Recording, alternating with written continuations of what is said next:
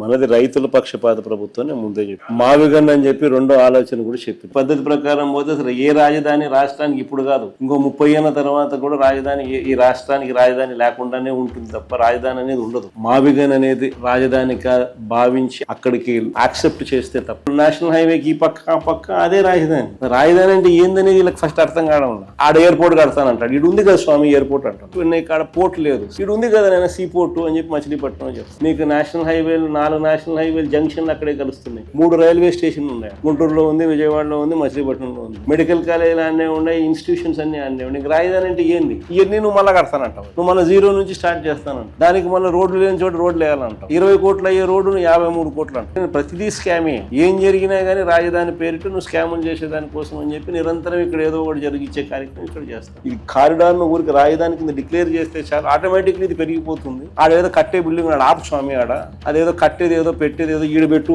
ఆ కారిడార్ ఈ పక్క ఆ పక్క 400 ఎకరాల కన్నా ఎక్కువే ల్యాండ్ ఉంది, సరిపోతుంది అని మనం చెప్తాం. మనం చెప్పేది మోస్ట్ ప్రాక్టికల్. మనం వచ్చిన తర్వాత రైతులకు ఏదైతే కావాలో దాని ప్రకారమే మనం పోతాం తప్ప బలవంతపు భూసేకరణ అనేది చేసే అవకాశమే లేదు. దాని గురించి సమస్య లేదు. మీ కేసులకు సంబంధించి కూడా వైఎస్ఆర్సీపీ తరఫున లీగల్ ఎయిడ్ కూడా సపోర్ట్ చేస్తాం. మీకు అన్ని రకాలుగా మీ తరపున కేసుల్లో కూడా మీ తరపున కూడా వీళ్ళు వకాల్తా పుచ్చుకొని మీకు సపోర్ట్ గా కూడా నిలబడతారు.